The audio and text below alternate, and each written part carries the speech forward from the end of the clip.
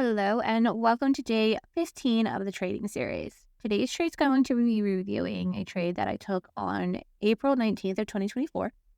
And this is going to show you guys a US 30 trade.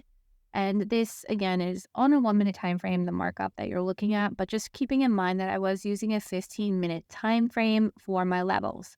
So what you'll see here is that this shaded box was actually a 15-minute zone that I had marked up. And then I was actually just targeting for the take profit, like another area that was a 15-minute zone, like the beginning of that. So this is a 15-minute zone. We had a breakout of that, a minor retest of the resistance it broke from, and then I did enter into the trade.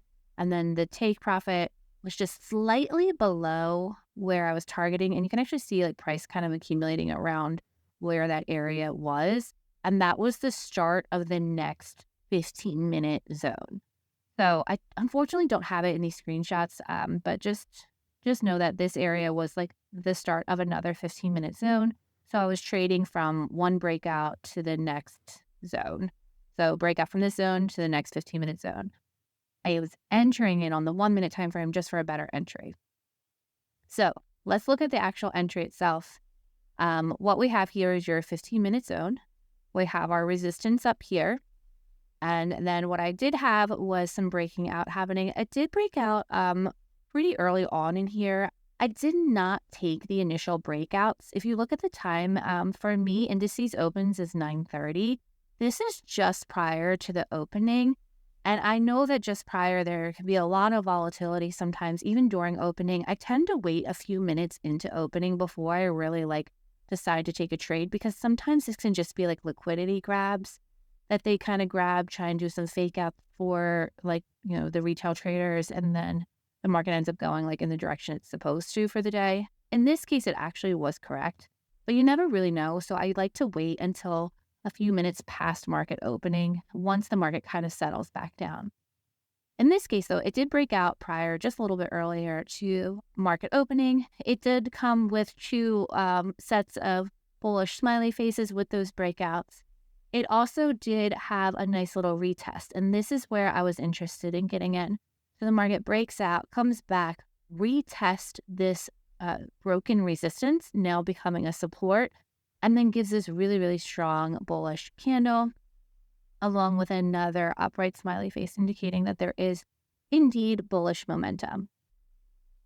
So after the breakout and the retest, that's when I was like, okay, let me get in. Luckily, this candle did shoot up because, again, it's close to market opening, and there was still a decent amount of volatility. So it's kind of shooting up back and forth. And when I had seen that happening, I personally do keep on the repainting. I allow repainting for my indicator, which the smiley faces, and what that means is that they'll come on and they'll go off, they'll come on, if certain criteria are being met, but it doesn't always mean they're going to stick. So just FYI, I do not suggest keeping that on for yourself unless you're a little more experienced and you can handle the fact that the smiley face may disappear.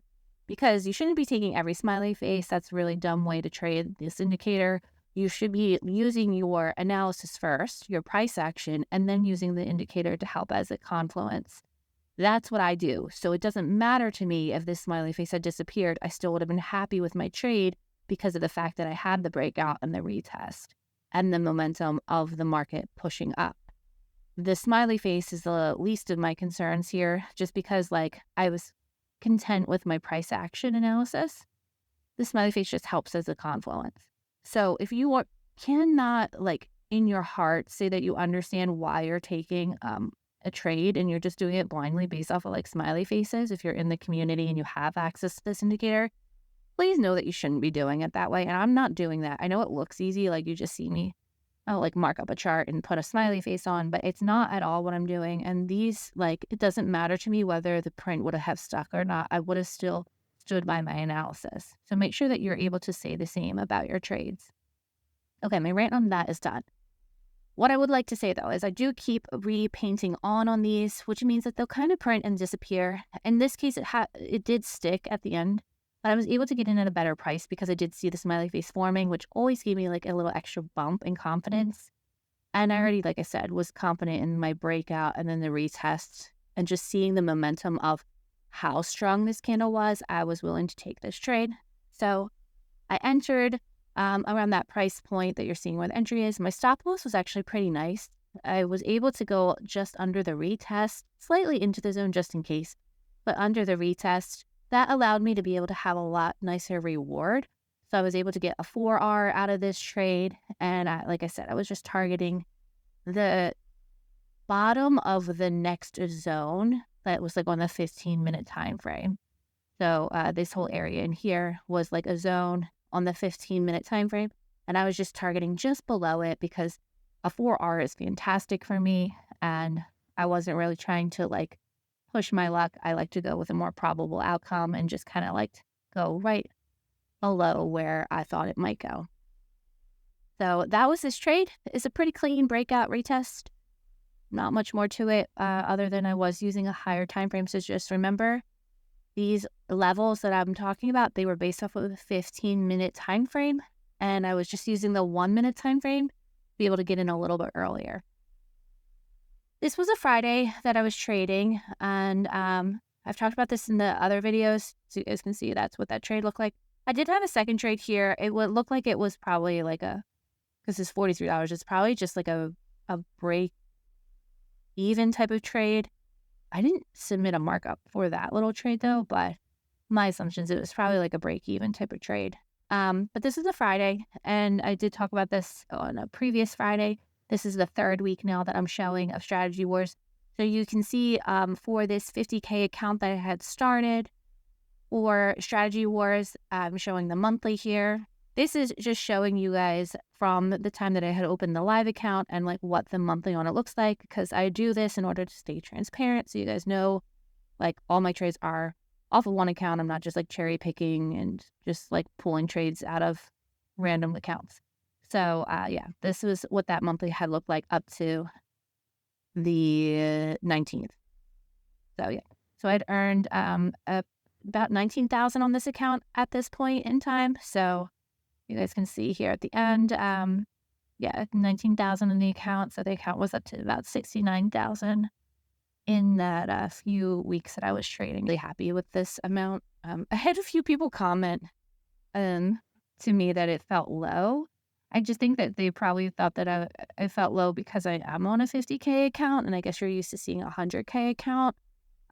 But yeah, I mean, this is like a pretty crazy reward that I've received back in such a short amount of time on a 50K account.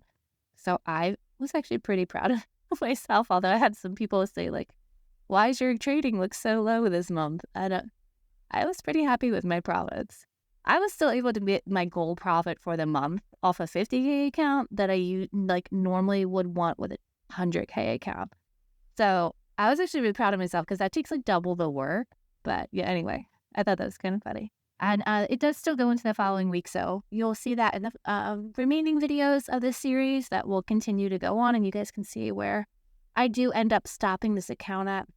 So anyhow, that is it for this video, showing you guys where the week 3 was ending at for Strategy Wars and how the account was looking and what this trade was, like just a basic breakout retest trade for that Friday. All right, you guys, if you have any questions or comments, please leave them below. If not, I will see you in the next video.